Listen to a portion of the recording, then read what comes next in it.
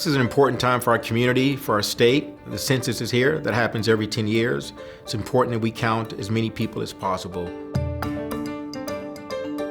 The census gets me excited because it's an opportunity to really make a difference in Kansas. Everything from health to education, for kindergartners to college students, roads, transportation, economic development. It all comes back to us getting everyone counted.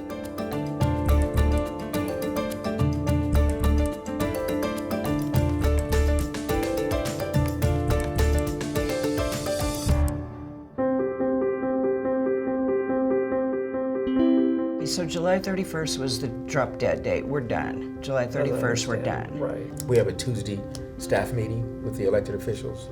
Get the message out. It's a public meeting. Here it's going to be on Channel 7. I'm the co-chair of the Complete Count Committee, and what we do is engage people on the important work of the census. And we find folks who are civic-minded, who are well-connected, who can go into the community and spread the word, can talk about how important the census is. And we also work with people who can help us reach folks who are hard to count, hard to reach. We have a lot of hard to count people in this community, and it may be the simple fact that they just do not trust what we are asking of them, or they just don't trust us, period.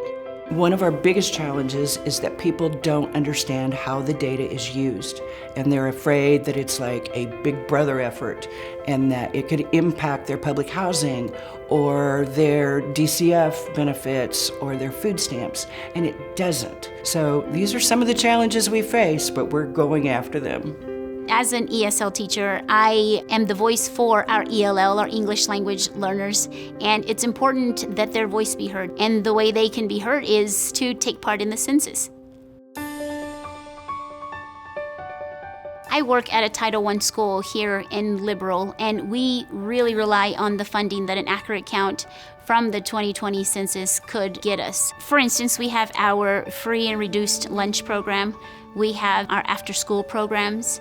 We have the Title I funding and special education funding for our families and especially for our students.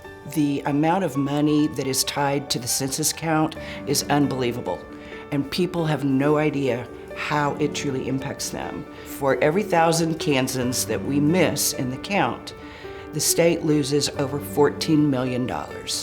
That's big money when it comes to all of the things that the census funds. So just imagine where those programs would be if every single Kansan was counted. We know in the past that we have missed people, and we are putting a huge focus on reaching out to those groups of individuals. Health is another issue that we worry about nationwide, but particularly in the state of Kansas and in southwest Kansas. We want to ensure that we've got money for Medicaid and Medicare and for senior living communities, and so it is imperative, again, that we get the count correct so that we've got that money flowing into Kansas and helping us to be a healthier state.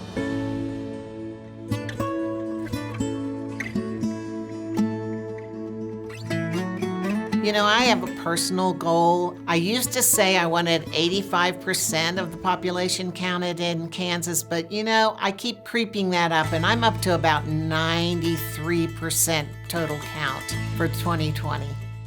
And I got to that number because I knew I wasn't going to be happy until everybody in the state of Kansas was counted, or as high a percentage as possible, so that we can bring in the most money for all the needs and wants that we have here in Kansas.